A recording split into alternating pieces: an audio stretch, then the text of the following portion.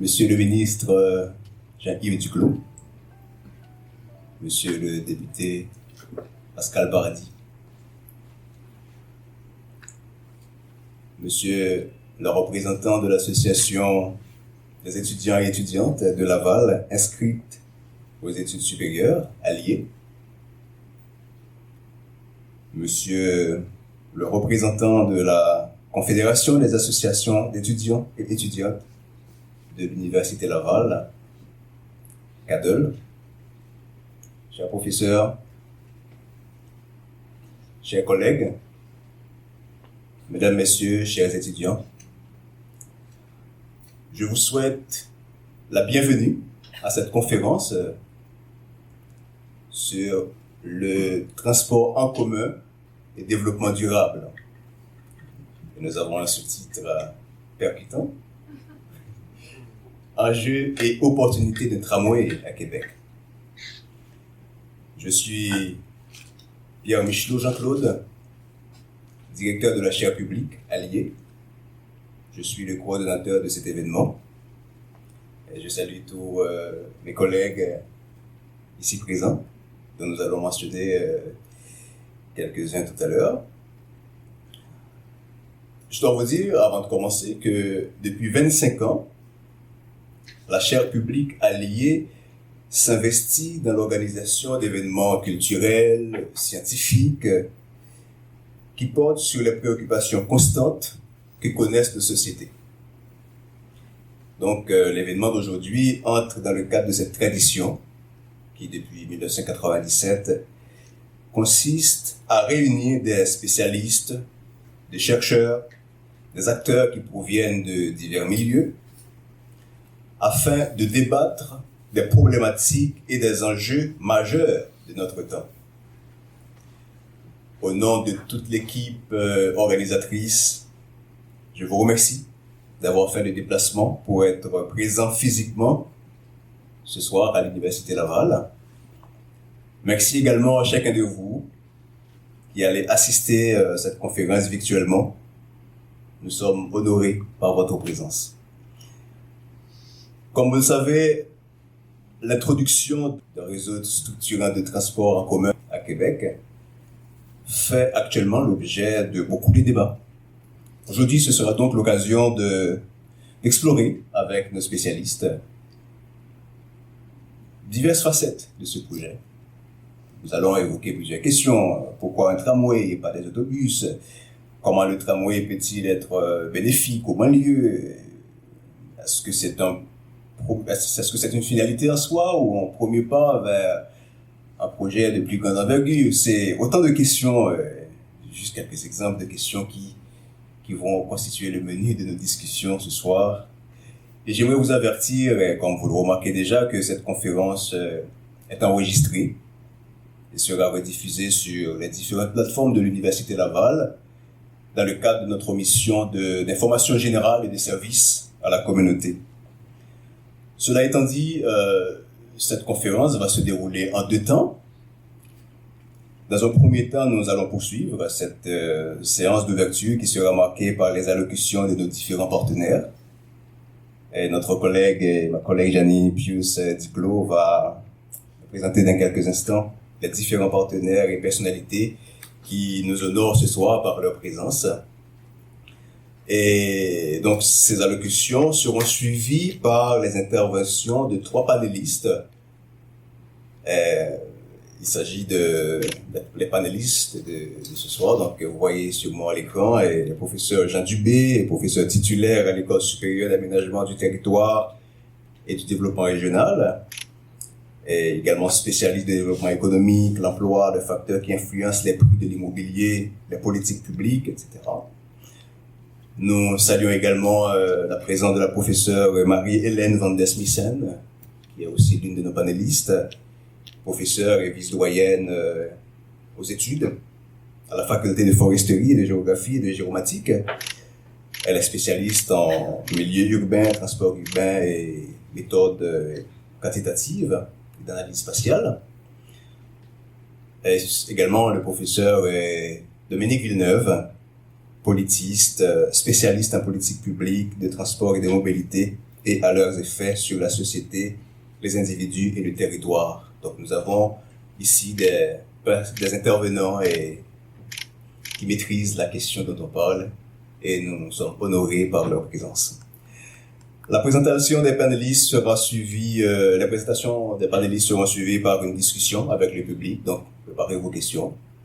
Et nous terminerons également par un moment de réseautage au cours duquel des bouchées seront servis et on peut même continuer la discussion après la conférence. Donc c'est donc ça pour notre menu ce soir.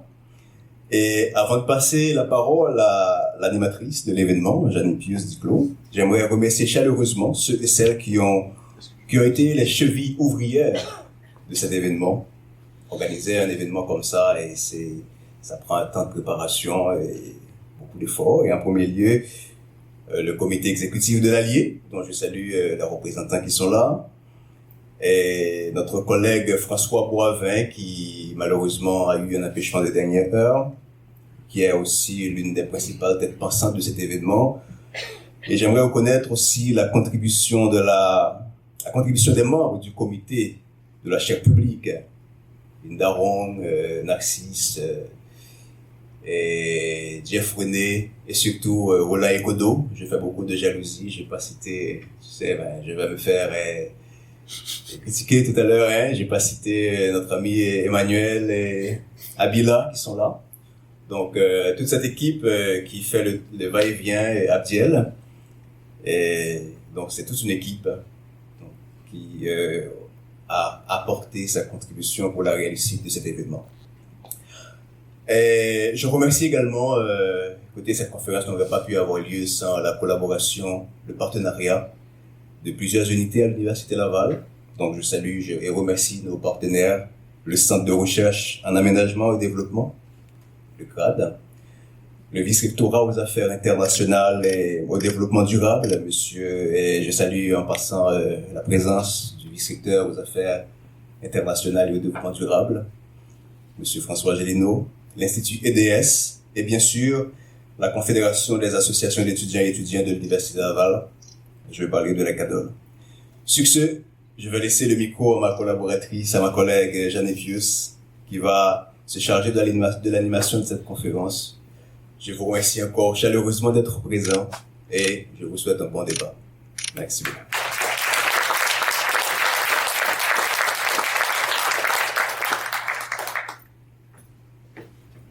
Merci beaucoup, Michel, pour ces mots d'ouverture. Bienvenue à toutes et à tous. Merci d'avoir été présents si grand nombre ce soir. C'est bien de voir que des gens sont impliqués dans des débats importants comme celui qu'on va tenir ce soir. Je crois que Michelot a fait une bonne présentation du déroulement de la soirée. Je vais donc inviter Monsieur Boudreau, Monsieur Jumétio, Monsieur Duclos et Monsieur Paradis à me joindre sur scène afin qu'on puisse débuter la période des allocutions officielles. Donc, comme le disait notre collègue un petit peu plus tôt, la période d'allocution d'ouverture va durer environ une quinzaine de minutes. Les personnes ici présentes auront 5 minutes par personne environ pour parler du sujet qui nous importe ce soir. Et ce sera suivi d'un petit 5 minutes de pause afin qu'on puisse prendre une photo officielle. Ensuite, on va reprendre pour le débat. Je vais donc laisser la parole d'abord à Monsieur Jean-Yves Duclos, ministre des Services publics et de l'Approvisionnement. Merci beaucoup.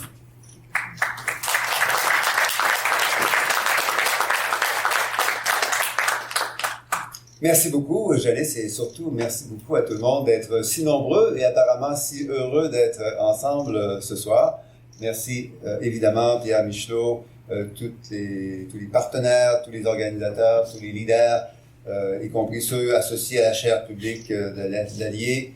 Merci François et à travers toi à toute l'université du leadership que vous exercez ici à l'Université Laval à beaucoup de niveaux, y compris en matière de développement durable. Vous le savez, on vous le dit souvent, mais je pense que quand quelque chose est vrai, on a le droit de le répéter. L'Université Laval joue un rôle majeur, non seulement en termes de recherche, d'enseignement, de production d'études et d'informations, mais aussi en termes de leadership sur la place publique.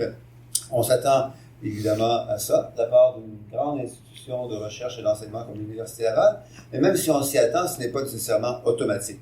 Et vous le faites avec beaucoup de goût, beaucoup d'enthousiasme, beaucoup de diplomatie parfois, mais surtout beaucoup d'engagement et de crédibilité. Et on compte sur vous pour continuer à le faire. Merci Étienne, merci Pascal, merci Jean, Dominique, Marie-Hélène, et tous les autres là, qui ont voulu aussi s'associer à l'activité de ce soir.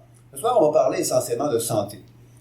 Qu'est-ce que la santé a à voir avec l'activité ce soir? On parle de santé parce que quand on regarde les objectifs de développement durable, et bravo François d'avoir pensé à apporter l'épinglette, moi j'ai oublié la mienne chez moi.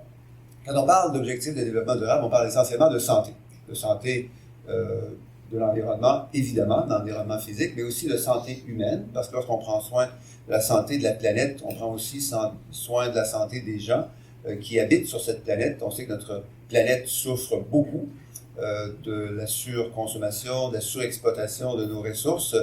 On parle aussi de la santé économique, et de plus en plus, on associe à raison les investissements dans un réseau de transport moderne et structurant dans la région de Québec à une santé économique, et aussi une santé sociale, parce que la croissance de l'économie, c'est un des moyens pour atteindre une meilleure santé sociale. Ce n'est pas le seul. Il faut que les investissements en transport collectif soient aussi accompagnés de préoccupations d'ordre social pour éviter, par exemple, la gentrification qui s'associe parfois à des investissements en transport collectif. Et on parle de santé partenariale, parce que dans les objectifs de développement durable des Nations Unies, un des gros principes, c'est le principe de partenariat, de leadership. Et à nouveau, on en voit les beaux résultats ce soir. Est-ce qu'il faut mentionner à nouveau que la Ville de Québec est la seule ville de taille comparable au Canada à ne pas avoir de réseau de transport moderne? Peut-être, parce que quand on se le dit, on se rend compte qu'on a un retard à rattraper. La bonne nouvelle, c'est que la mauvaise nouvelle d'avoir à rattraper un retard, c'est qu'on est en arrière. Mais la bonne nouvelle d'avoir un retard, c'est qu'on voit vers l'avant, on peut voir ce qui a été fait ailleurs au Canada. Il y a beaucoup de choses qui ont été faites ailleurs au Canada au cours des dernières années. Beaucoup de villes avaient déjà une avance sur nous il y a quelques années. Leur avance s'est accrue encore davantage, mais on sait comment faire pour les rattraper. Et la bonne nouvelle, c'est que si on le fait à Québec, et je pense qu'on a confiance qu'on va y arriver, tout le monde va y gagner. Il est parfois clivant, parfois même désolant de voir que un discours sur la mobilité durable, sur un transport collectif moderne à Québec peut sembler polariser les gens. Il y aurait les perdants et il y aurait les gagnants. En fait, tout le monde va y gagner parce que lorsqu'on réduit la congestion et la pollution, c'est bon pour tout le monde. D'abord, parlons de la pollution. La pollution de l'air, si on prend juste la pollution de l'air, selon Santé Canada, aurait des coûts d'environ 100 milliards de dollars par année, en incluant tous les effets néfastes de la pollution de l'air. Créerait aussi, ou causerait jusqu'à 15 000 décès prématurés en raison de la mauvaise qualité de l'air causée par toutes sortes d'activités humaines. Ça, c'est juste un des volets dont on va tenir compte lorsqu'on parle des avantages d'investir dans le transport collectif. Parlons maintenant de congestion. Jean Dubé, Jean, je vais te citer un peu trop légèrement. Il me semble d'avoir lu ou d'avoir entendu de toi il y a quelques années des études assez solides, et peut-être que tout à l'heure tu vas les partager encore davantage, en matière de coûts associés au transport individuel versus transport collectif. D'abord, le transport individuel, par kilomètre parcouru, ça serait à peu près 6,5 $ de coût associé à un transport en voiture solo, dont 5,5 $ payés par la société et 1 $ payé par l'individu. Donc 6,5 $ par chaque kilomètre en transport solo, 5,5 $ payé par la société, alors que le transport en commun, lui, causerait des coûts de 2 $ par kilomètre, 1 $ payé par l'individu, 1 $ payé par la société. Alors évidemment, c'est pas tout à fait la même nature des coûts. Les coûts viennent de différents facteurs, mais à la fin, on se rend compte que l'économie pour le transport collectif, c'est une économie qui peut facilement être redistribuée à l'ensemble de la société et donc mener à des résultats gagnants-gagnants. En terminant, c'est bien beau de parler d'investissement en transport collectif, mais on sait que ça coûte des sous. Oui, ça coûte moins cher à la société quand on a un transport collectif plutôt qu'un transport exclusivement solo, mais il faut que ce soit subventionné parce que les économistes, dont plusieurs sont dans cette salle, savent très bien que sans subvention, le transport collectif ne fonctionne pas. La bonne nouvelle, c'est que depuis quelques années, jusqu'à récemment, on avait une alliance assez solide entre les 3 niveaux de gouvernement, puis qu'on savait où aller vers l'avant. On croit que ça va revenir prochainement, mais ça prend des investissements, entre autres du gouvernement canadien, qui sont substantiels. C'est ce que vous allez voir au cours des prochaines années. À partir de 2026, en plus des investissements déjà en place depuis 2015, il va y avoir un 3 milliards de dollars permanent annuel additionnel à ce qui est déjà sur la table pour financer les projets de transport en commun à l'échelle du pays. En terminant, j'ai déjà dit en terminant une première fois, mais en terminant une deuxième fois, je me permets de vous parler de prix sur la pollution. Ce n'est pas mon sujet préféré présentement, même si c'était mon sujet préféré quand j'étais économiste, mais je sais que certains d'entre vous en ont entendu peut-être parler. Et c'est un exemple de démagogie et de désinformation dont les universitaires peuvent facilement clarifier la nature. S'il y a un exemple d'une politique qui profite à tout le monde, c'est bien lorsqu'on met un prix sur la pollution pour ensuite redistribuer toutes les recettes et faire profiter 8 familles sur 10 de la redistribution de ces recettes. Vous allez me dire, ça ne s'applique pas au Québec. C'est vrai. Ce régime du gouvernement canadien de tarification du carbone ne s'applique pas au Québec. Le Québec a un autre système et c'est une très bonne chose parce que ça fait depuis presque maintenant 15 ans que nous avons un régime distinct au Québec. Mais dans la plupart des autres provinces, on a un régime de réduction de la pollution qui s'appelle un prix sur le carbone qui en plus réduit les inégalités et la pauvreté en donnant plus d'argent dans les poches de 8 familles sur 10. Pour que toutes ces belles politiques publiques aillent de l'avant, ça prend un militantisme sociétal. Les citoyens jouent un rôle majeur. Les gouvernements font ce que les citoyens veulent que les gouvernements fassent. C'est pour ça qu'un mouvement citoyen, des gens engagés comme vous, c'est la clé de la solution. Et c'est pour ça que beaucoup de gens, y compris des gens qui sont à l'écran, sont très reconnaissants de votre travail à l'Allier et nous allons être là pour continuer à le soutenir. Merci.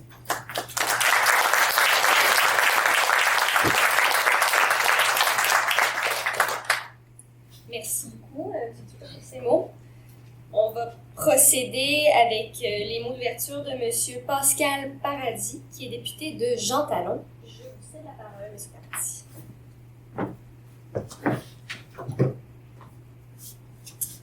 Merci beaucoup, Monsieur le ministre Jean-Yves, Monsieur le vice-recteur François, à tous les panélistes, aux organisations qui nous font l'honneur de nous inviter aujourd'hui. Salutations. J'aimerais aussi saluer particulièrement mon collègue à l'Assemblée nationale, Étienne Grandmont, député de Taschereau, dont on connaît l'implication en matière de transport collectif avant sa vie politique et dans sa vie politique.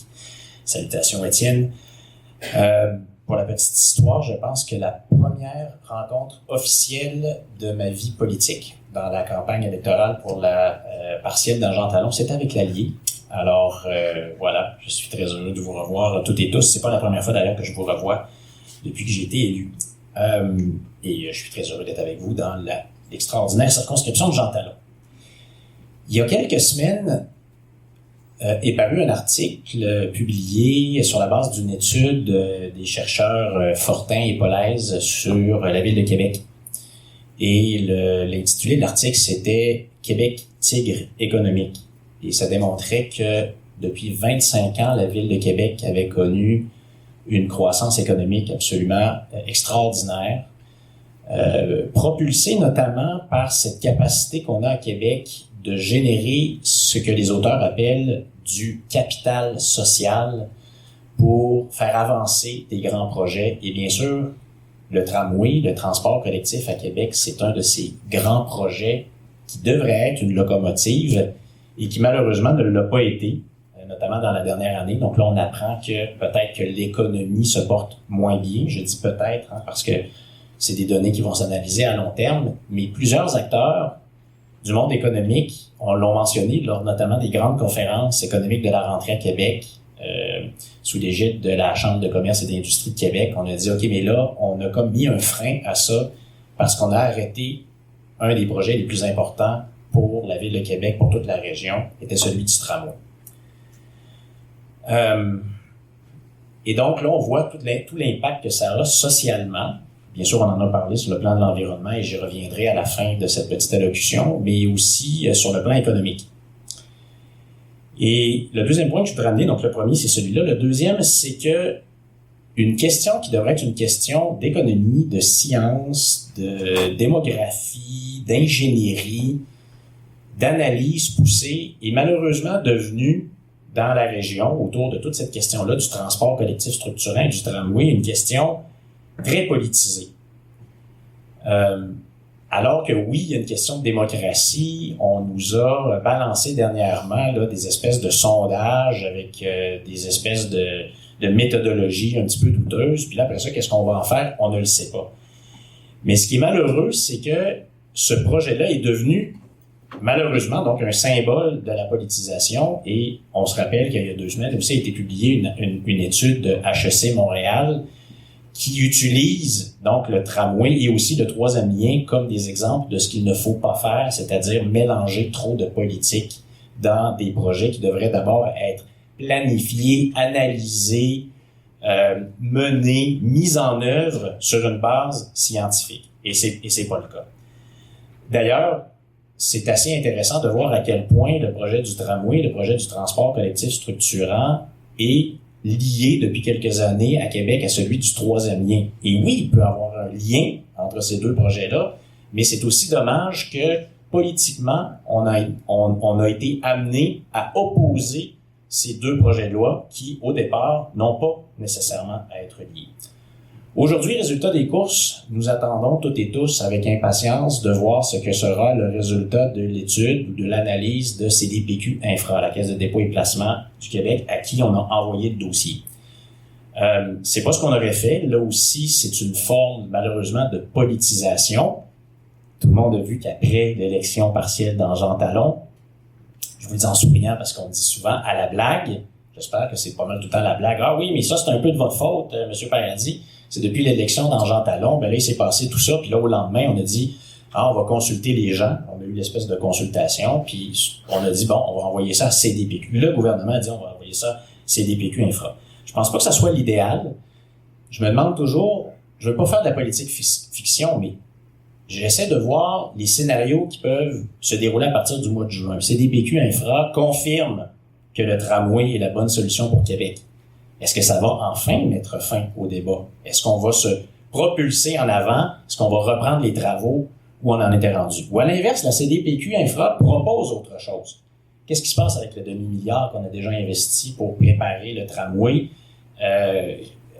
Comment on va être capable de justifier qu'en 6 mois, on est arrivé à une solution différente des dernières années? Difficile à dire. L'expertise était à Québec. Là, c'est un projet qui est maintenant un peu plus déterminé à Montréal. Pour la fierté de la Ville de Québec, peu importe ce qu'on pense du projet, je pense qu'il y a là une source d'inquiétude aussi. Je termine en disant, moi, donc, au-delà de ces considérations-là, donc j'ai parlé des enjeux et des défis du projet. Je pense que le rôle du monde politique, c'est de chercher à mobiliser, d'écouter, mais à un moment donné, vient le temps aussi de mobiliser vers un projet qui est porteur pour la région de Québec. Il y a un clair besoin.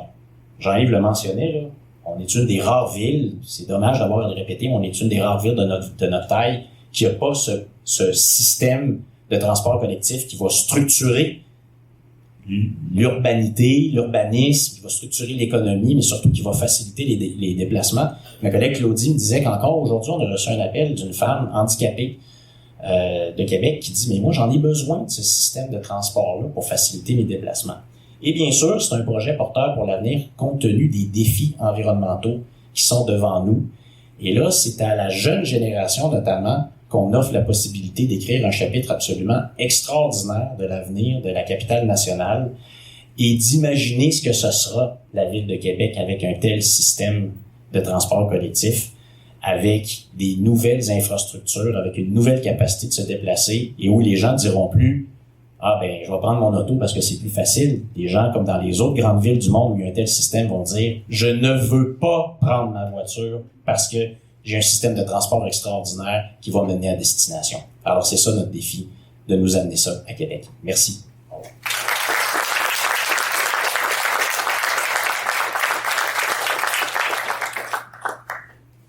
Merci encore, M. Paradis, pour cette allocution. On va terminer notre séance d'allocution d'ouverture par M. Gélineau, le vice-recteur aux affaires internationales et au développement de l'Université Laval. M. Gélineau, je vous cède la parole.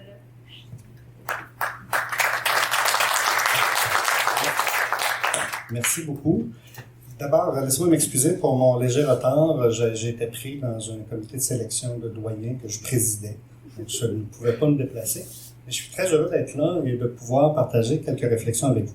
Donc, d'abord, mes salutations, Monsieur le ministre, Messieurs les députés, aux organisateurs de l'événement, aux panélistes et à l'ensemble des gens qui se trouvent dans la salle. Je vous souhaite une chaleureuse bienvenue sur le campus de l'Université Laval. Jean-Yves, tu mentionnais mon épinglette. Je suis très fier d'apporter, et tu as mentionné le bilan de l'Université Laval en matière de développement durable. On en est très fiers. Vous savez, il existe quelques palmarès qui classent les universités sur leurs atteintes des objectifs du développement durable. Il y en a un dont on est particulièrement fier, c'est le palmarès du Times Higher Education d'impact, le palmarès d'impact, donc qui classe les universités sur leur contribution à l'atteinte des 17 objectifs du développement durable. Et en 2023, nous nous sommes classés au 14e rang mondial sur environ 1700 universités, mais première université francophone du palmarès. Donc, on en est très fiers. Ce n'est pas une fin en soi, loin de là. Pour nous, on l'utilise comme un guide, comme une façon de monitorer, de suivre nos contributions, mais c'est surtout la contribution de l'ensemble des acteurs du campus. Je pense à l'Institut EDS, je pense aux professeurs, chercheurs, aux étudiants et à nos employés, parce qu'on en fait beaucoup aussi dans nos pratiques comme organisation. Donc, on en est très fiers et le travail ne fait que se poursuivre. Donc, c'est pas une fin en soi, je le répète. Merci à vous d'avoir pris le temps d'être ici ce soir pour approfondir votre compréhension des enjeux entourant un projet de transport collectif qui, plusieurs l'ont mentionné avant moi, fait beaucoup jaser à Québec. Même si le projet est présentement sur la glace, pour l'instant, on espère que ce soit temporaire, il demeure important, on le croit, de bien saisir son importance et d'explorer ses différentes facettes. Je réitère que la direction de l'Université Laval appuie l'implantation d'un tramway à Québec. Ça a été dit, la rectrice a pris la parole à plusieurs moments dans la dernière année. Donc, un projet de tramway qui comprend également un pôle d'échange qui serait, dans le projet qui a été présenté jusqu'à maintenant, situé sur notre campus. Notre université a travaillé au cours des 5 dernières années de façon étroite avec la Ville de Québec, avec le réseau de transport de la capitale nationale, pour préparer notre campus à accueillir le tramway. Il y aurait dans ce projet 2 stations de tramway sur le campus. Ça a également eu un effet sur notre planification à long terme du transport sur le campus et aussi de l'ensemble de l'organisation de notre environnement. Donc, on espère que les travaux qu'on a faits vont être utiles, qui vont s'insérer dans le projet de tramway ou dans tout le projet structurant qui remplacera le projet de tramway, le cas échéant. Parce que le passage du tramway au cœur du campus de l'Université Laval nous a permis, je le disais tout à l'heure, de repenser l'aménagement du campus, de revoir les modes de déplacement de notre communauté, et ce, pour le rendre plus accessible, plus ouvert à la population et surtout sans augmenter le nombre de voitures qui y circulent. Au contraire, on souhaite un campus qui sera plus vert, plus piétonnier, et qui va accorder plus de place au transport collectif comme le tramway et au transport actif comme l'implantation, par exemple, des vélos en libre service l'année dernière. La rectrice Sophie Lamour le disait il y a quelques mois, l'Université Laval est l'une, sinon la seule université de sa taille au Canada qui ne bénéficie pas d'un réseau de transport structurant. Le ministre Duclos en faisait mention, la Ville de Québec est une des seules villes de sa taille à ne pas avoir un tel réseau. C'est dommage quand on sait que le transport collectif fait partie des conditions d'accessibilité aux études supérieures. Nous sommes également engagés comme université d'impact à contribuer à la réduction des gaz à effet de serre. Pour nous, le tramway est une solution importante pour la mobilité, en plus d'être une contribution réelle au développement durable. Nous sommes motivés à créer des milieux de vie, d'études et de recherche qui sont durables.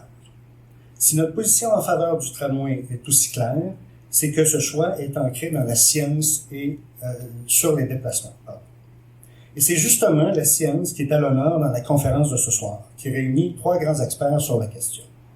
Merci au professeur Jean Dubé, Marie-Hélène Van der Smissen et Dominique Villeneuve d'avoir accepté de partager avec nous vos perspectives éclairantes. Et merci évidemment à la chaire publique alliée pour une organisation de cette conférence qui s'annonce passionnante. Alors, je nous souhaite de bons échanges. Je vous remercie de votre présence et on se souhaite une belle soirée. Merci.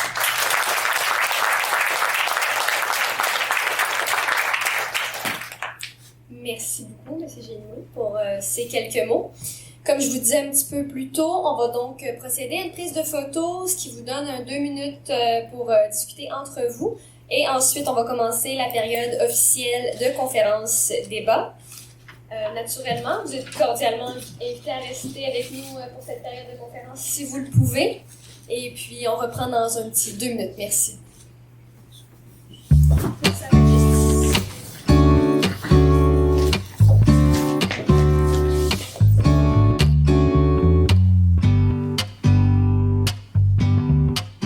On va d'abord débuter par une période de conférence qui va durer environ 5 à 7 minutes par intervenant.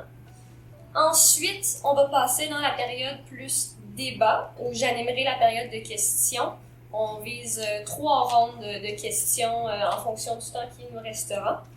Et pour le reste du temps qui nous sera imparti, le public sera invité à poser les questions qu'il a. Donc, nous allons d'abord commencer avec M. Jean Dubé. M. Dubé, je vous invite à vous joindre à moi.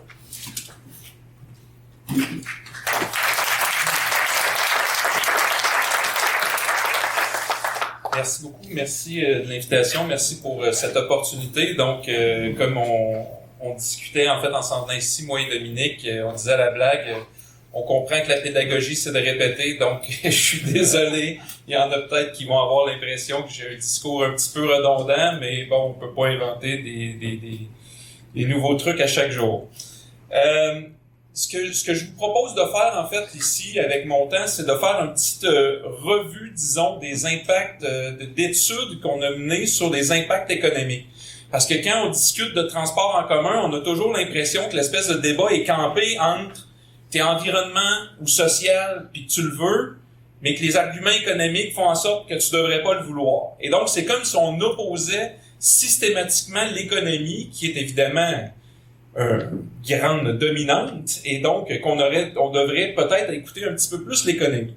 Cela dit, dans ce discours, ce qu'il faut dire en fait, c'est que les économistes reconnaissent une chose d'emblée, c'est que le marché, il fonctionne pas toujours très bien quand il y a des externalités.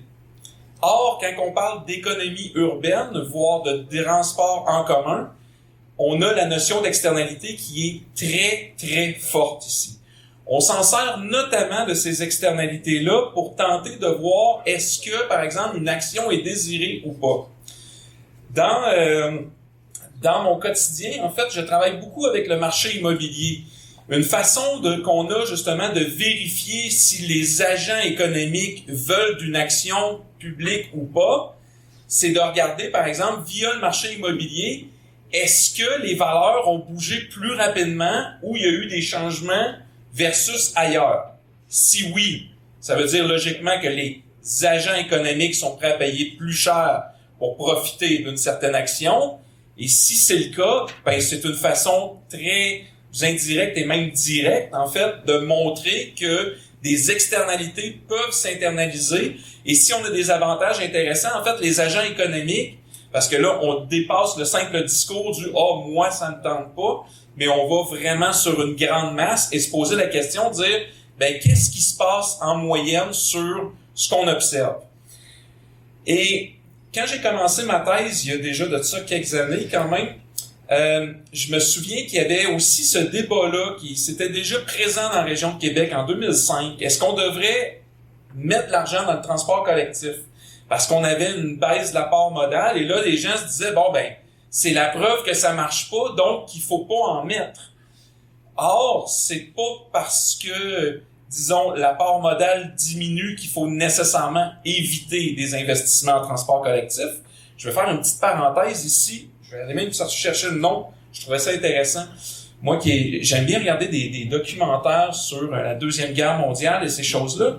Et en fait, il y a un statisticien qui avait été nommé pour tenter de voir quand les avions revenaient, mais pourquoi ils étaient revenus et à la limite, s'il fallait augmenter la protection des avions, à quel endroit on devait le faire. Et tout le monde se disait, ben c'est là où il y a les trous, c'est là qu'il faut renforcer. Et lui, il s'est dit, je pense qu'on a peut-être un biais, parce qu'on voit juste ceux qui reviennent. Et probablement que ceux qui reviennent pas, ils ont été troués ou ceux qui reviennent ne le sont pas. Donc, on a peut-être un biais. Et en fait, si on regarde le transport collectif à Québec, on est un peu comme ça. On n'en veut pas parce qu'on s'est dit, on a investi beaucoup dans les autoroutes, et donc on a un système autoroutier qui est fantastique, qui est développé. D'ailleurs, on était, il n'y a pas si longtemps, la première ville au Canada avec le plus d'autoroutes par habitant. On s'est fait dépasser par Calgary. Mais si la tendance se maintient, on devrait reprendre notre poste d'ici peu. Blague à part. On s'est rendu compte effectivement que, ça prend des alternatives. Et c'est un petit peu là, je pense, qu'on en est rendu avec ça. Donc, pour revenir en fait sur mon début de thèse, il y avait un projet qui était intéressant qui s'appelait le Métrobus, qui venait d'être lancé déjà une dizaine d'années avant. Et le Métrobus a vraiment marqué un certain changement dans l'offre de transport collectif à Québec. Et on s'est dit, on va se servir de ce changement-là pour essayer d'aller évaluer, effectivement, est-ce que les résidences qui sont situées le long du parcours se sont vendues plus cher que les mêmes résidences, mais juste un petit peu plus loin? Donc, est-ce que les gens sont prêts à payer pour bénéficier du service? Et on parle même pas d'un tramway, on parle ici d'un métrobus. Et ce qu'on s'est rendu compte, c'est qu'effectivement, il y a une volonté de payer qui est plus forte pour être à proximité des métrobus. Donc ça, c'est un article de thèse que j'ai fait en 2011. En 2018, on s'est reposé la question avec des étudiants parce qu'il y a eu d'autres métrobus qui ont été implantés et on s'est dit, est-ce que ça fonctionne toujours? Non seulement les métrobus, mais on a regardé les lévisiens aussi. Ce qu'on s'est rendu compte, c'est qu'effectivement, il y a des endroits, des secteurs où c'est très désiré. Par exemple, l'impact le plus fort qu'on a mesuré, c'est sur le long du 802. Donc, il y avait un impact qui était fort là. 801, 802, 800, ça marchait. 803, on mesurait rien du tout. Le Lévisien qui s'en allait vers Lévis, centre-ville historique, il y avait une bonne prime le long de l'axe aussi. Puis celui qui s'en allait vers Saint-Nicolas et même un petit Saint-Étienne, on mesurait rien du tout. Donc, on s'est amusé à faire un petit peu des corrélations. C'est pas de la causalité, mais un peu de corrélation. Puis ce qu'on s'est rendu compte, c'est que, en fait, là où on mesure des primes plus élevées, c'est dans les milieux qui sont plus urbains, c'est là où il y a une meilleure marchabilité, c'est là où on va avoir une mixité de commerce. Donc, finalement, on commence à l'avoir un petit peu la recette pour savoir où et comment on devrait essayer d'implanter justement un nouveau système de transport collectif à Québec. Et on avait poussé l'audace aussi, parce que là, c'est un petit peu différent, puis on s'est toujours dit, effectivement, avoir des services de transport en commun, c'est jamais rentable. On a réussi à trouver une exception. Ce qui fait la ligne métro, le train de banlieue Montréal-Saint-Hilaire, utilise en fait les voies du CN, mais les coûts d'opération sont plus que contrebalancés par les hausses de valeur autour, qui, elles, se matérialisent en retombées fiscales. Et donc, les villes, ce qu'ils reçoivent, c'est plus que la quote-part qui est demandée par la RTM pour opérer le service. Donc, malgré tout, je dis pas que c'est généralisable et que tous les services collectifs vont être rentables, mais c'est possible de voir des cas où c'est rentable. Et justement, si on veut dériver un petit peu sur la tarification, il y a quelque chose d'intéressant aussi. On tarifie beaucoup le système de transport en commun en disant c'est le principe de l'utilisateur-payeur. OK, mais ça marche pour le transport en commun, mais ça marche pas nécessairement pour le transport automobile. Monsieur Duclos le mentionnait tantôt, mais merci de m'avoir cité, c'était une belle fenêtre. effectivement, on a fait une étude avec Leandro Coelho, ici, Faculté des sciences d'administration, et Marion Voisin. Puis en fait, on essayait de calculer les coûts totaux des déplacements. Donc, tout ce que je parlais d'externalité tout à l'heure, ben, quand vous prenez la voiture, vous générez par votre action des effets pour d'autres personnes qui, eux, ne le prennent pas. Hein, on dit souvent, vous n'êtes pas pris dans le trafic, vous êtes le trafic. Okay? Donc ça, c'est des externalités. La pollution. Bon, ben la pollution, effectivement, ça peut faire baisser les valeurs immobilières et donc les valeurs résidentielles. Ça peut avoir des effets importants sur la santé, notamment. Et donc, ben tout ça, qu'est-ce que ça coûte effectivement pour celui qui utilise sa voiture versus le transport collectif? Juste pour faire des petits chiffres, en fait, quand on regarde pour l'auto, il y a 15% du coût qui est payé par l'utilisateur, 85% qui est assumé par la collectivité. Puis quand on parle du transport collectif, c'est 39% du coût qui est payé par l'utilisateur, puis 61% qui est payé par la société. Donc, quand on parle de principe d'utilisateur, je veux bien, mais aussi bien qu'il s'applique partout. Et cela dit, il y a un petit exemple assez intéressant à l'Université Laval. Il y a quelques années, il y a eu le laissez-passer universitaire, le LPU. Et ben, qu'est-ce que ça fait de manière indirecte? C'est baisser le coût d'utilisation du transport collectif. Et ce qu'on s'est rendu compte, c'est qu'en mettant le laissez-passer, ben, les gens prenaient plus naturellement le réflexe transport en commun et il y a eu moins de ventes de vignettes. Et la question qu'on peut ultimement se poser, je comprends effectivement pourquoi on tarifie comme ça l'utilisateur, le principe du 1 tiers, 1 tiers, 1 tiers. Mais la question qui peut se poser, c'est, et si on baissait si on baissait la tarification du transport collectif, est-ce que avec l'augmentation du nombre de personnes qui le prendraient parce qu'ils ont décidé de changer de choix, parce qu'on a changé la tarification, est-ce que cette augmentation de nombre viendrait contrebalancer la diminution qu'il pourrait y avoir sur le laissez-passer mensuel? Et c'est une adéquation qui est plus que possible. Et donc, plutôt de toujours juste réfléchir à les coûts ont augmenté cette année, on va tout transférer à l'utilisateur. Peut-être qu'il y a même un moyen alternatif de ne pas refiler à l'utilisateur, puis même d'augmenter les recettes si on augmente la fréquentation. Donc, voilà. Et je vais terminer. Tiens, moi aussi, je vais dire que je vais terminer. Je vais le faire pour vrai. On a fait une étude, un petit cas qui est super intéressant à Dijon. Dijon, c'est une petite ville, c'est 250 000. Ils ont fait exactement le choix que Québec proposait. Ils ont décidé de passer des autobus articulés à un tramway au centre. Puis qu'est-ce qu'on s'est rendu compte, en fait, c'est que non seulement ça a augmenté la fréquentation du transport collectif, on parle d'une hausse de pratiquement 20% la première année, puis 10% les 2 années suivantes. Mais en plus de ça, ça a redonné une certaine vie au centre-ville. Et même juste la substitution d'un mode pour l'autre, qui est pas un mode plus rapide, c'est pratiquement le même temps de déplacement, le tram versus le bus.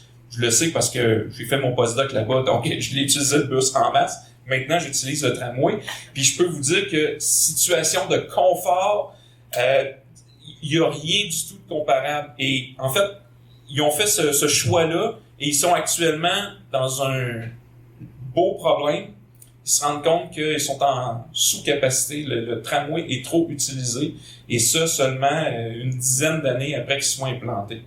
Donc, c'est possible tout ça. Et c'est pas mon opinion. C'est vraiment des chiffres. C'est des trucs, si ça vous intéresse.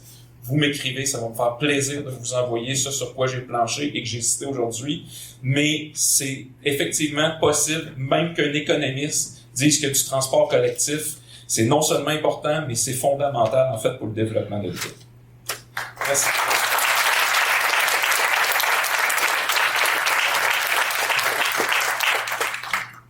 Merci beaucoup, M. Dubé, pour votre intervention.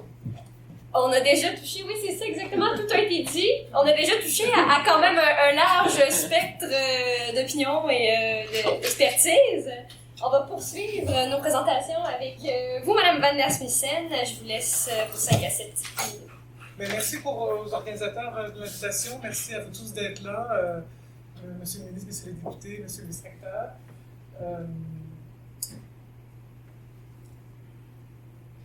En attendant, je voulais juste dire aussi, tantôt j'ai entendu le mot maîtrise du dossier, je ne maîtrise pas le dossier, puis je ne sais pas si quelqu'un le maîtrise vraiment, c'est un énorme dossier, toutes ces questions-là.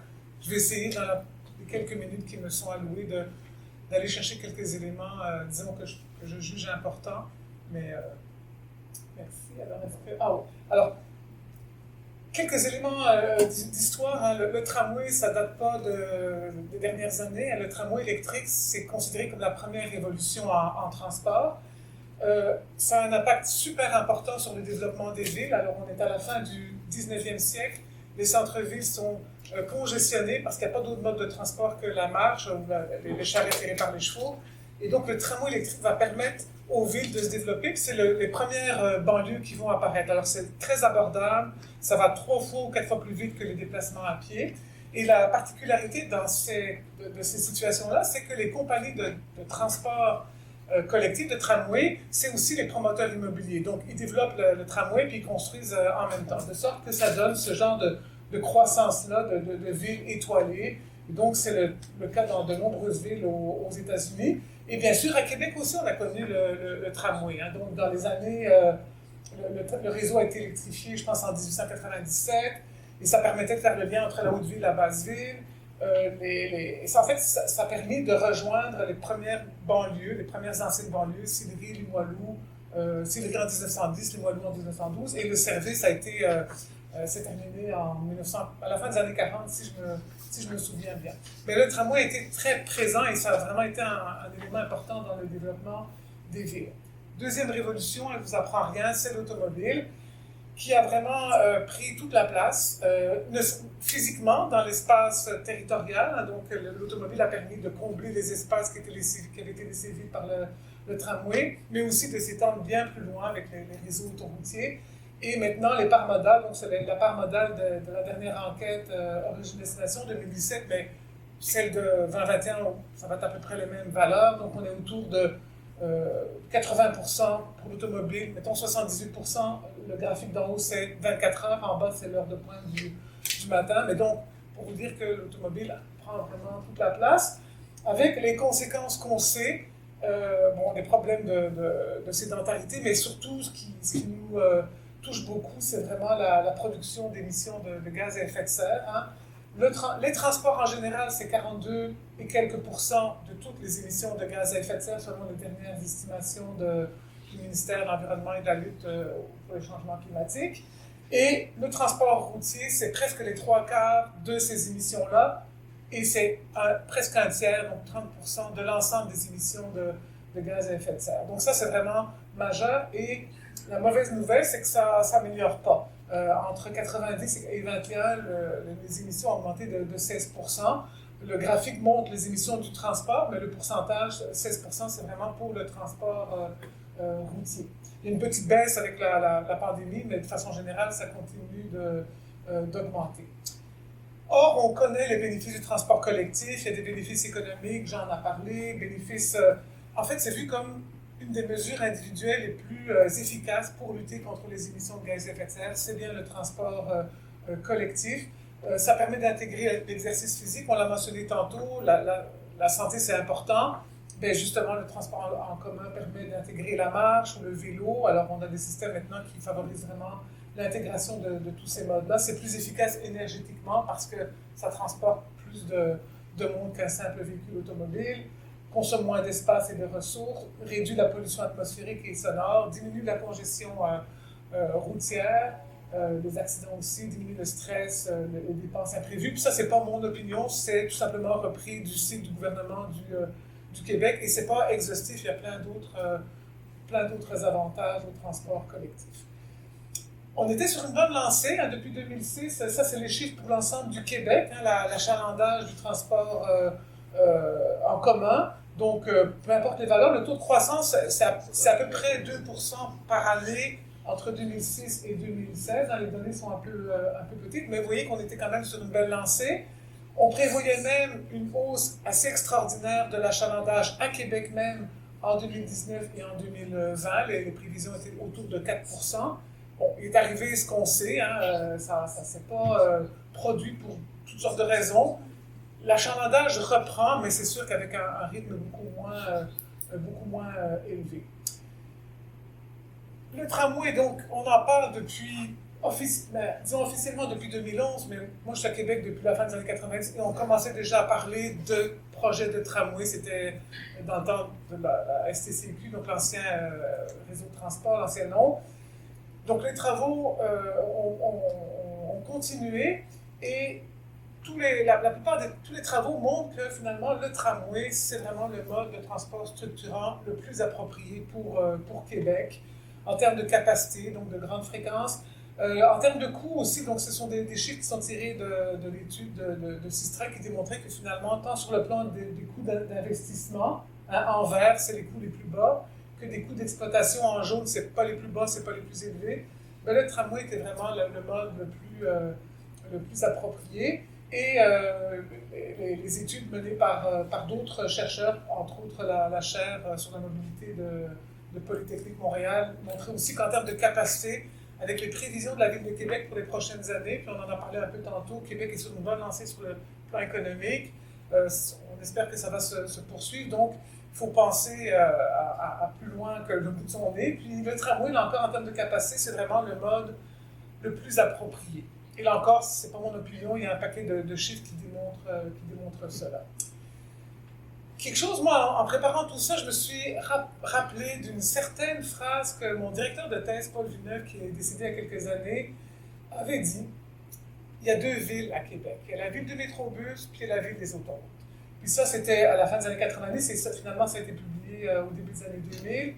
Puis dans ses écrits, il disait que c'est 2 villes qui risquent de devenir de plus en plus étrangères l'une à l'autre. Et je pense que ce qu'il avait écrit est en train de se réaliser avec ce projet-là.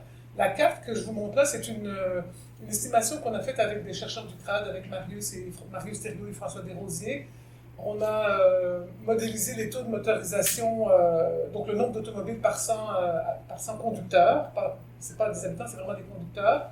Et vous le voyez très bien, la partie en vert, c'est des taux relativement faibles, des taux de motorisation relativement faibles, et plus on s'éloigne, plus les taux augmentent. Donc c'est une représentation de ces fameuses 2 villes de Québec, et j'ai l'impression que dans le débat actuel, on parlait tantôt de clivage, de polarisation, j'ai l'impression que c'est à ça qu'on assiste encore. Pourquoi? Peut-être parce que la communication et toute l'attention s'est faite vraiment sur le tramway en tant que tel, le tracé du tramway, alors que dans le fond, le tramway faisait partie d'un plan de transport structurant beaucoup plus large qui s'intéressait aussi aux banlieues.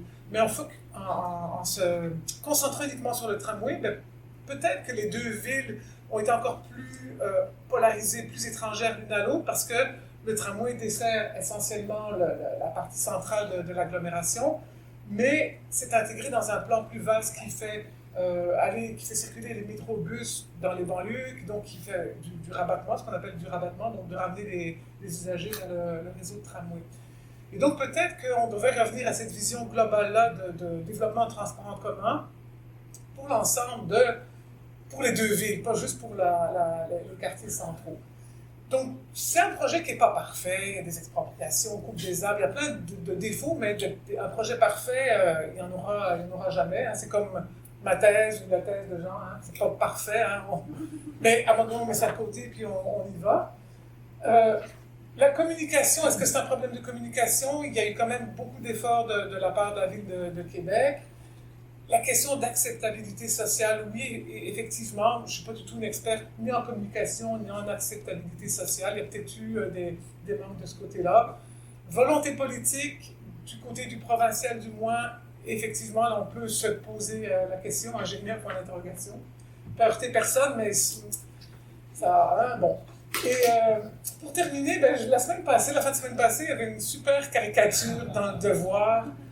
Et c'était le Québec et le transport collectif. Moi, je me permets d'enlever le puis de dire, finalement, Québec et le transport collectif, j'ai l'impression qu'on tourne pas mal en rond. Alors voilà, merci de votre...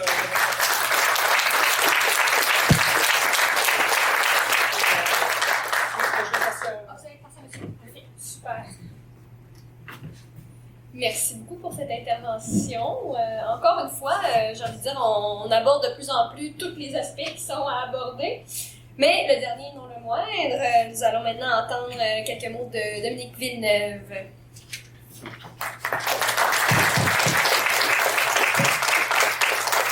Alors, merci aux organisateurs.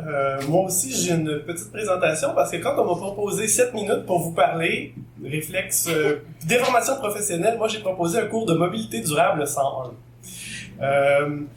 L'idée étant de présenter des concepts qu'on entend souvent prononcés dans l'actualité, qu'on entend nos élus prononcer, mais qu'on n'a peut-être pas la même définition de ces concepts-là. Et je me suis dit que ça pourrait nous aider à notre discussion pour le panel tout à l'heure. Puis en plus, c'est tout à fait en accord avec les objectifs de vulgarisation scientifique de la chaire Ali, que je remercie la chaire publique Ali de m'avoir invité. Donc, c'est quoi la mobilité durable? Qu'est-ce que ça mange en hiver? Alors, la mobilité durable, en fait, je vous étonnerai pas quand je vous présente ça, c'est l'application des concepts de développement durable appliqués à notre mobilité. On représente souvent le développement durable avec ce diagramme de 3 piliers. Et à l'intersection des 3 piliers, donc la société, l'environnement et l'économie, lorsqu'il y a l'intersection, c'est ce qui serait du développement durable. Moi, je vous propose, donc, quand on parle de mobilité durable, c'est toujours les mêmes 3 piliers, mais je vous proposerai d'utiliser la réflexion du professeur Nicholas Lowe à l'Université de Melbourne, qui réfléchit donc le développement durable avec 3 boîtes imbriquées, plutôt que cette intersection des 3 concepts qui nous permet en fait de les hiérarchiser. Donc, on applique les principes du développement durable à notre mobilité. En somme, c'est donc le résultat d'un ensemble de boîtes imbriquées. On aurait la durabilité économique de notre système de transport à l'intérieur de la durabilité sociale, qui, elle, doit se réaliser à l'intérieur de la durabilité environnementale. Donc, notre économie doit respecter les règles de notre société. Elle doit être intègre, elle doit être équitable, elle doit se dérouler à l'intérieur de nos règles sociales. Le développement de notre société, lui, il doit aussi se développer à l'intérieur des limites de son environnement. Les limites à utiliser les ressources, on ne doit pas dépasser le nombre de ressources, les intrants pour développer notre mobilité qui sont dans notre environnement.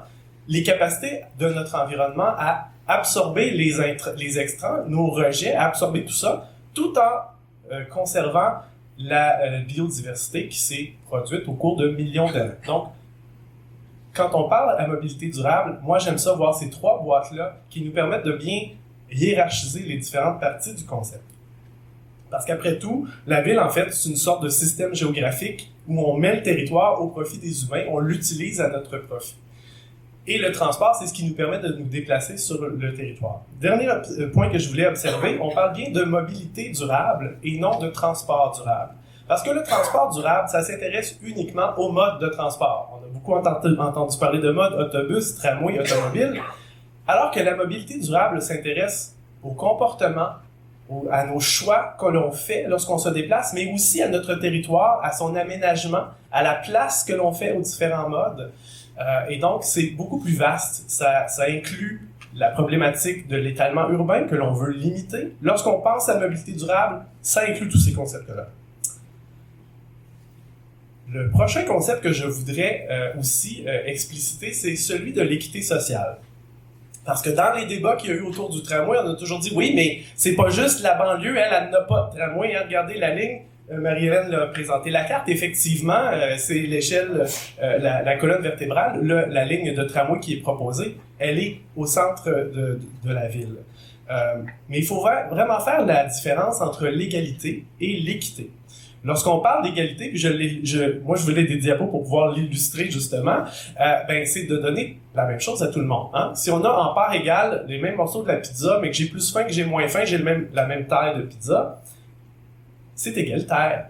Alors ici, dans le cas, chacun a exactement le même vélo, qui est pratique pour maman, mais qui est trop grand pour fiston, qui est trop petit pour papa, et puis qui est complètement non fonctionnel pour la personne en situation de handicap. Mais lorsqu'on réfléchit au transport d'un point de vue d'équité, l'objectif est de donner ce dont on a besoin. Alors, dans ce cas-ci, la solution, le fiston, il y a le bon vélo, maman a le bon vélo, papa a le bon vélo, et la personne en situation de handicap a un vélo qu'elle peut aussi se servir grâce à ses bras qui, eux, fonctionnent. Donc, c'est intéressant de voir que l'égalité, c'est pas nécessairement l'objectif lorsqu'on planifie les transports, mais on veut avoir une solution qui va être équitable. Et le déploiement du réseau de tramway, la ligne qui est proposée, elle permet aussi, comme on l'a mentionné, de faire du rabattement et de redéployer les métrobus ailleurs sur notre territoire, de redéployer toutes ces heures de service-là pour mieux desservir nos banlieues, mieux desservir les autres quartiers qui n'auront pas la ligne de tramway. C'est important de ne pas oublier cet aspect-là. Et finalement, on entend souvent parler de la dépendance automobile, un concept sur lequel moi j'ai écrit une partie de ma thèse, et je voulais brièvement vous le présenter parce que souvent on entend toutes sortes de choses à propos de la dépendance automobile, voilà, j'ai l'occasion de vous le montrer ce soir. Donc, on illustre souvent la dépendance automobile selon le concept de Gabriel Dupuis, un géographe français qui parle d'un cercle vicieux. Et donc, lorsqu'on introduit une voiture dans un ménage, on va s'imaginer une famille qui n'avait pas de voiture, tout de suite, on va observer une augmentation du nombre de déplacements. Alors là, la voiture est juste parquée dans l'entrée, c'est facile, je vais la prendre. Non seulement on va augmenter le nombre de déplacements, on va augmenter la distance de nos déplacements parce que souvent, avec le système d'autoroute qu'on a construit dans notre société, c'est facile de se déplacer loin et rapidement en voiture.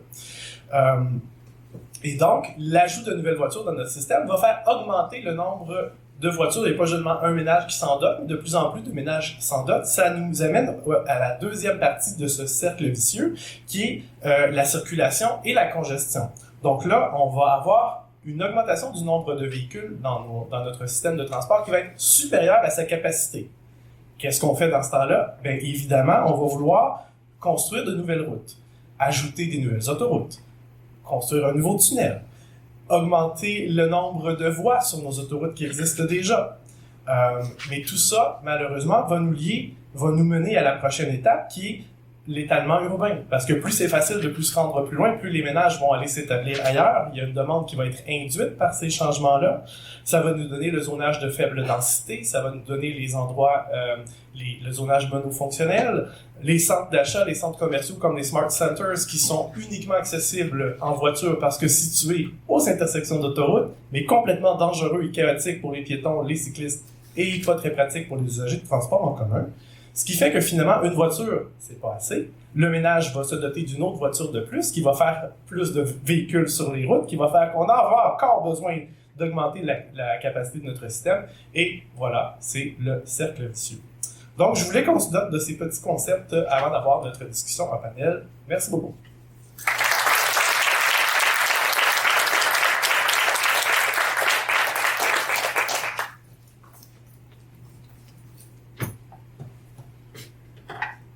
Merci beaucoup, M. Villeneuve, pour cette dernière allocution. C'était bien intéressant.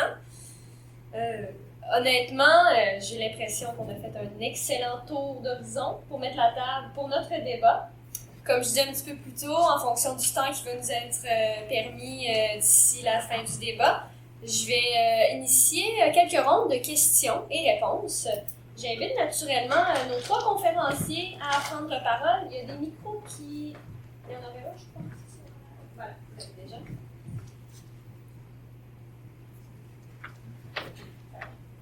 Super.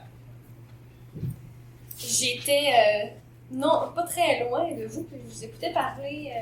Je pense que le public sera d'accord avec moi pour avouer qu'on a abordé différents aspects, différents grands thèmes que moi j'aurais regroupés sous les thèmes suivants. On a parlé de l'aspect environnemental, des bénéfices du transport durable, des autres alternatives.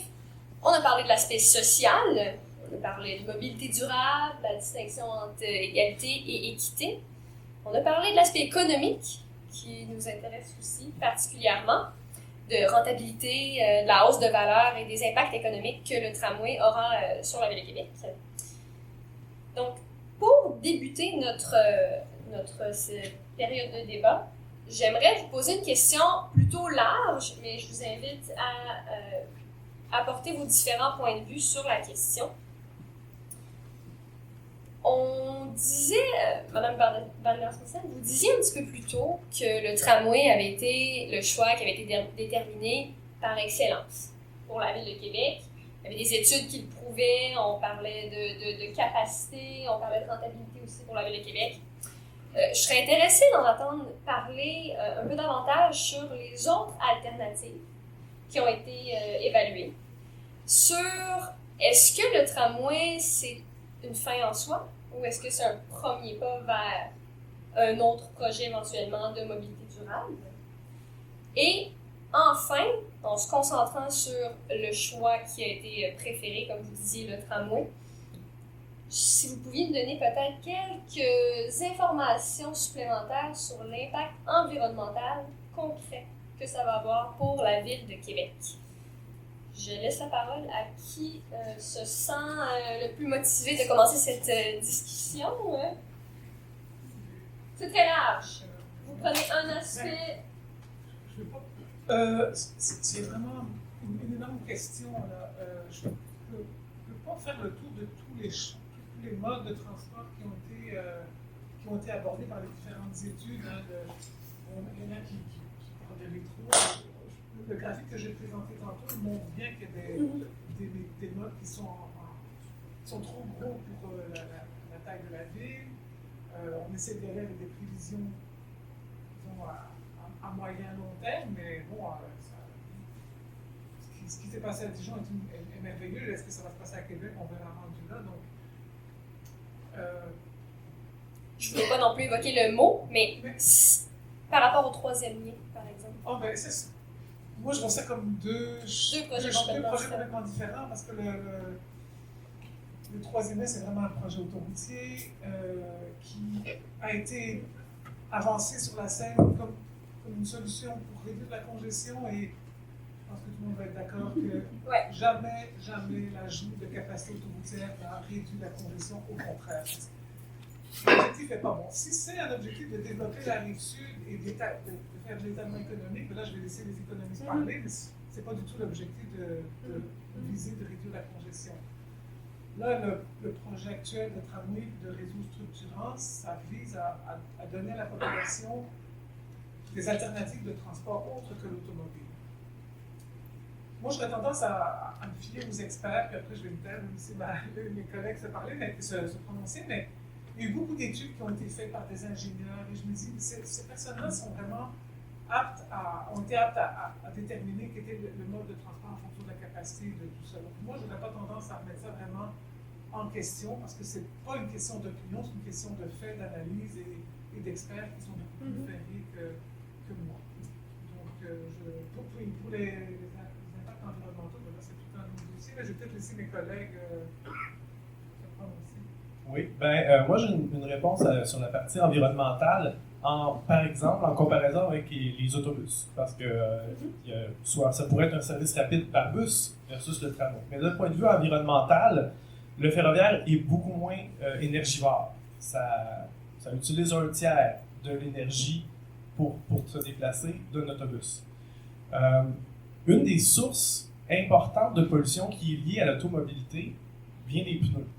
Les pneus, c'est du plastique. Et ce plastique-là se retrouve maintenant dans nos sources d'eau potable, se retrouve dans les océans, se retrouve dans les animaux, se retrouve partout dans notre écosystème.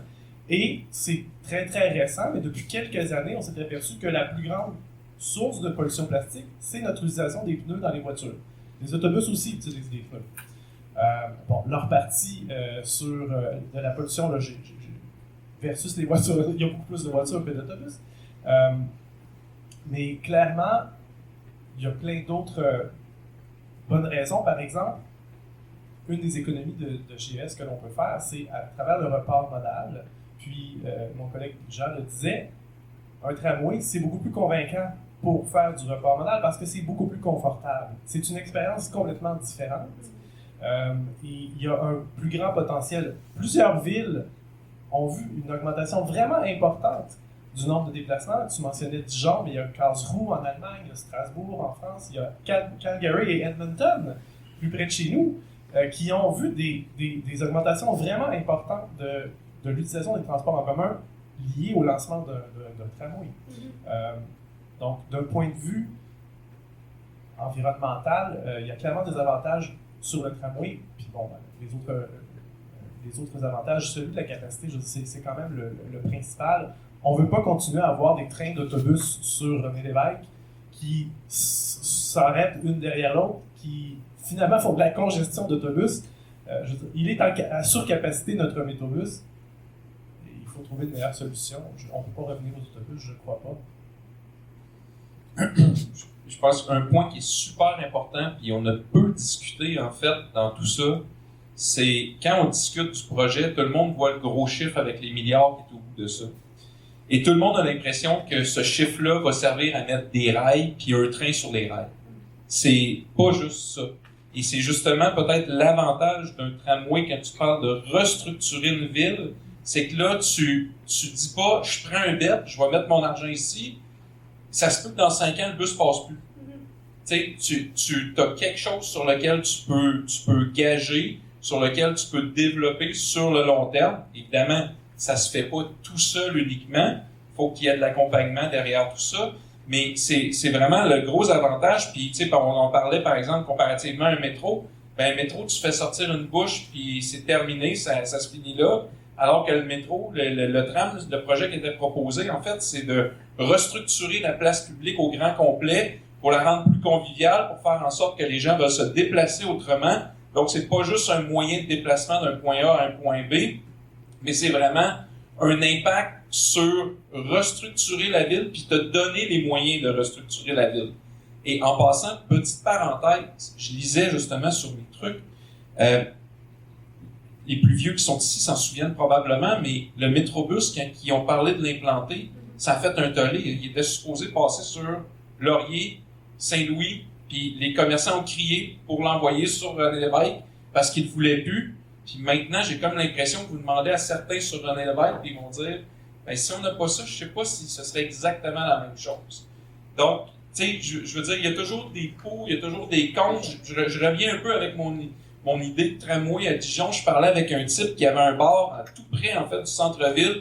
Il dit, hey, quand ils ont voulu une idée de tramway, là, j'étais le premier, j'étais en avant avec la pancarte, puis je manifestais, j'en voulais pas, ça allait scraper mon commerce, on allait fermer. Il dit, hey, quand ça a commencé à tourner, je me suis dit, mais j'ai-tu été cave d'avoir manifesté de même? C'est le plus bel investissement que ça va m'amener pour rentabiliser mon commerce. Ouais. Donc, c'est ça. Il y a ça qui a l'avantage sur certaines alternatives comme le bus. Puis, tu sais, bon, on y viendra peut-être aussi, mais tu parlais de congestion des bus. Tu sais, il faut que tu sois vraiment un utilisateur convaincu du transport en commun maintenant. Parce que oui, le Métrobus offre un service qui peut être intéressant, mais quand on m'offre des services, c'est aux 5 minutes, je sors de l'université, je m'en vais attendre mon autobus, j'arrive. Oui, c'est vrai, il va en arriver 4, 13, 14, 15 minutes. Tu sais, je veux dire, c'est ça. Il faut penser à quelque chose qui va faire en sorte que quand je vais arriver dans le centre, je vais pouvoir me déplacer tout de suite. Je sais qu'il va en avoir un, je viens de le voir partir. Diantre, il y en a un qui arrive dans 2 minutes. Tu sais, et c'est ça qu'il faut vraiment régulariser, qu'on n'a pas du tout actuellement. Puis le tram, de par sa conception, ça va être un de ses avantages. Oui, tout à fait. Puis, je m'excuse encore une fois pour ma longue question, mais si vous me permettez de revenir sur mon aspect environnemental. Mais non, mais ça va, c'est ça qu'on veut aussi aujourd'hui. Si on revient sur l'aspect environnemental, ici c'était quasiment une question en soi, je serais curieuse d'en entendre un peu davantage, puis aussi de mieux comprendre les interrelations entre l'aspect économique, social, environnemental, au sens où tantôt on parlait du poids social de la voiture, du coût de la voiture sur l'individu versus sur la société. Comment est-ce que le tramway va venir un peu changer cette équation-là et donc aura un impact sur l'environnement en soi par la réduction du transport individuel et autres points de conversation que je vous laisse aborder. Ben, en fait, parce que moi, dans la question, j'avais compris aussi en comparaison avec les autres modes publics. Tout à fait, oui. Mais que ce soit n'importe quel type de transport commun, il y a beaucoup d'avantages environnementaux. Donc, ça s'applique aussi aux autres modes. Mais en particulier, le tramway, pour la pollution sonore, c'est beaucoup moins bruyant que les autobus. Donc, il n'y a pas d'émanation, il n'y a pas de système d'échappement. On sait que pour la pollution atmosphérique, c'est un avantage, mais on va aussi réduire le bruit. On réduit aussi, pour certaines portions, en tout cas du projet qui était proposé à Québec, on peut aussi améliorer la rétention d'eau dans nos rues, parce qu'il y a des portions végétalisées, on peut réduire les effets d'îlots de chaleur. C'est pas de l'asphalte qu'on met dessous, c'est du béton ou du gazon ou de la végétation. Il y a toutes sortes de végétation qu'on peut mettre pour faire fonctionner le tramway. Tu sais, les deux rails en fer, eux, sont là, mais entre les deux, ça peut être toutes sortes de surfaces. Donc, il y a toutes sortes d'autres avantages, mais en lien avec la santé, là, il y en a énormément. La locution de M. Duclos était tout à fait juste. Les effets environnementaux, les effets positifs environnementaux se décuplent sur la santé et sur l'économie, donc sur la société à travers la santé, mais aussi au coût de santé. Et bon, là, on entre dans les autres sphères, mais effectivement, il y a une interrelation avec les autres sphères du point de vue des bénéfices à l'environnement. La réduction de l'utilisation de la voiture, c'est aussi la réduction de la sédentarité. On marche pour utiliser les transports en commun. À Québec, on le sait, on est très dépendant de la voiture. On fait, même nos déplacements de moins de 3 km sont à 80% réalisés en voiture. On compare avec Strasbourg, on est dans 30% des gens prennent la voiture pour faire moins de 3 km. Ici, c'est dans le 80%. Pourquoi? Ils ont des alternatives plus plaisantes. Ils ont un environnement qui est moins bruyant, qui est moins pollué, il y a moins de congestion parce qu'il y a moins d'utilisation. Donc, effectivement, c'est tout interrelié. Mais la partie de l'environnement est aussi une partie vraiment importante. Il y a toutes sortes d'autres aspects qui tournent autour. Ouais, cela dit, on a beau en discuter un petit peu, il faut aussi essayer de trouver le bon tracé. Je me souviens, il n'y a pas si longtemps que ça, on avait parlé justement de ne pas le faire passer en Haute-Ville, mais de le faire passer en Basse-Ville sur Charest. Et là, tu te dis, bon, ben ça va desservir qui exactement? Et c'est là où ça devient un petit peu dangereux, c'est de te dire, mais le tramway va faire le développement. Oui, mais peut-être sur une ville qui a un réflexe facile sur l'utilisation du transport collectif. Ici, je pense que ce comportement-là, il n'est pas encore inné pour la majorité. On parlait tantôt à 86% des déplacements en voiture. Donc, on n'a pas quelque chose qui est inné, puis de dire on va faire passer le développement sur le dos du tramway. On est peut-être en train d'y en demander beaucoup, en fait, et peut-être que là, justement, si ça ne marche pas, ben ce sera le bouc émissaire facile de dire c'est de la faute du transport en commun. Sauf que ce qu'il faut plutôt voir, c'est que il faut l'accompagner aussi, ce projet-là. Et probablement que si on fait un meilleur accompagnement, il va peut-être avoir même une rétention encore plus forte et un succès encore plus fort que si on le laisse tout simplement aller. Et voilà, en fait, il y a beaucoup de critiques qui disent mais ça va passer dans l'axe encore en haut, puis il y a des métrobus. Et tu dis oui, mais il y a un réflexe là. Je notais, par exemple, en 2006, quand on a mis les métrobus, on disait qu'on voulait mettre ça pour que les gens changent de mode. Ça les a pas fait changer tant que ça parce que la part modale a diminué. Par contre, en 2006, 40% des déplacements se faisaient sur les axes métrobus. Donc, oui, il y a un certain succès si tu offres un bon service, mais le défi est là, c'est que tu commences par un bon service, puis après ça, tu vas renforcer. Le métro de Montréal, il s'est pas fait en 2 jours. Donc, et les extensions, on les met en bout après, mais on a d'abord développé le centre, puis je pense que c'est effectivement ce qu'il faut faire. Vous rajoutez quelque chose sur ce... Je sais qu'il y a une étude qui a été produite en 2019, elle n'a peut-être pas été mise à jour. C'est pour ça que j'ai pas cité qui mentionnait les réductions en termes de gaz à effet de serre du tramway. Mais en même temps, il y a ça, mais il y a tellement d'autres choses qui sont difficilement mesurables. Tu parlais des externalités négatives. Il y a plein de la pollution sonore, c'est difficile de la mesurer actuellement. Il y a plein d'inconvénients qui sont très difficiles à mesurer. On sait qu'ils existent, mais c'est difficile de prendre en compte dans les coûts et l'environnement, ça en fait partie. Non, effectivement, je crois qu'on est dans une espèce de moment crunch, disons, où tout va se jouer dans les années qui viennent, et puis peut-être que plus tard, on va avoir la question de bouc émissaire. Je trouve ça très intéressant ce que vous amenez. Et pour faire un peu la transition entre cette question plus environnementale, j'aimerais maintenant qu'on se dirige vers le côté social. On parlait qu'il fallait que ce projet-là soit accompagné. On a parlé également d'exclusion sociale un petit peu plus tôt. On est à l'Université Laval. J'aimerais vous entendre davantage sur, d'abord, quel rôle est-ce que la communauté universitaire peut jouer dans le développement de ce projet-là, autant dans la part en amont qu'en aval du projet? Je pense qu'on l'a mentionné tantôt, l'Université Laval s'est déjà prononcée en faveur. Elle va être desservie par deux stations. L'Université Laval, c'est déjà un lieu de destination important des employés, des étudiants. Donc, il y a déjà beaucoup de personnes qui fréquentent l'université qui se déplacent en transport en commun. Bon, nos participations, la participation de divers groupes, je pense qu'on fait ce qu'on peut, du moins de ce côté-là. Enfin, ça, c'est pour le rôle de l'Université Laval. Je ne sais pas si mes collègues veulent ajouter là-dessus. Puis après, on peut parler de social plus en général. Ben, c'est justement le lien que je voulais faire avec l'Université Laval, parce que nous, on va être assez chanceux pour dire qu'on aura éventuellement une station tout près. Moi, je viens de Beauport. Je viens du coin perdu de Québec. Et puis, on parlait d'exclusion sociale puis de la différence entre... c'était quoi les deux concepts?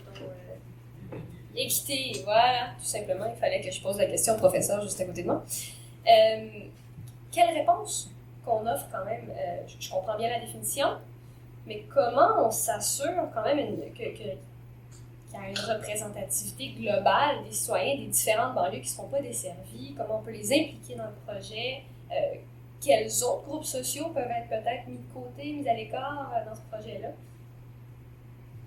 Bien, il est important de faire des consultations publiques pour aller chercher, mais le projet de tramway, le réseau structurant a fait des consultations publiques. Donc, c'est des choses qui sont très importantes parce que tu parlais d'exclusion sociale et le fait de ne pas se sentir inclus dans les consultations est une des raisons pour laquelle, en fonction de notre mobilité, on peut se sentir exclu. Une autre des raisons qui peuvent faire qu'on se sente exclu, c'est des contraintes temporelles. Hein? L'autobus, ça passe plus, fait que je peux pas m'en servir. Ou la fin de semaine, il y a beaucoup moins de services, donc je suis moins mobile. Ce qui n'est pas le cas quand on a une voiture. Le projet de tramway a une énorme amplitude horaire comparé à ce qu'on a comme service maintenant. Donc, il va desservir de beaucoup plus un grand nombre d'heures. Donc, ça va diminuer ces pressions-là. Donc, c'est favorable à l'inclusion sociale. C'est aussi pour avoir parlé à des gens, moi, pendant ma thèse, je suis allé rencontrer des gens à Strasbourg qui, eux, ont la chance d'avoir un super réseau de tramway. Puis, j'ai aussi rencontré des gens à Québec. Et les personnes en situation de handicap, pour eux, ils ont une vie avant le tramway, puis ils ont une vie après le tramway. Hein, ici, on va parler de la barrière, ça va traverser la ville, ça va faire une énorme muraille dans notre ville, le tramway. Non, ces gens-là ont accès à un transport en commun sans obstacle. On roule sur le quai et on roule dans le tramway. Il n'y a pas de attendre que le chauffeur ouvre le truc, que tout le monde se tasse. Non, c'est beaucoup plus facile.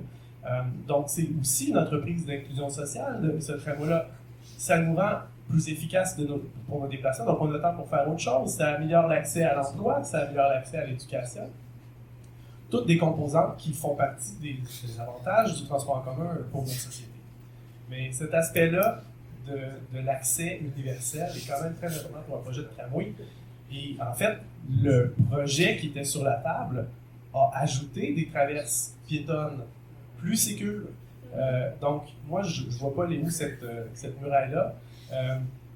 Dans la situation, là, pour déplacer le même nombre de personnes, si je veux déplacer 4000 personnes en une heure sur René Lévesque, là, ça va me prendre 2700 autos, ça va me prendre 27 tramways. Traverser la rue puis devoir me battre avec 2700 autos, est-ce que c'est plus compliqué et plus une muraille et un grand défi que de watcher pour 27 tramways en une heure? Je pense que la question est vite répondue. Ça ne va pas faire une muraille, ça va permettre de relier les différentes parties de la ville et de la rendre plus conviviale. Donc, je ne vois pas... Vous êtes tendu sur le projet. Il y a vraiment beaucoup d'aspects positifs. Tout à fait, vraiment. Je suis désolée, j'ai fait dépasser un peu ma période qui m'était partie pour mes questions. Je voudrais pas enlever le temps au public de poser ces questions s'il y a des gens dans la salle qui en ont. Je vais me promener avec le dernier micro qui nous reste, puis je vais venir vous le porter pour que vous puissiez poser votre question. Je vous demanderai juste de vous présenter, juste dire votre nom, si vous représentez une organisation.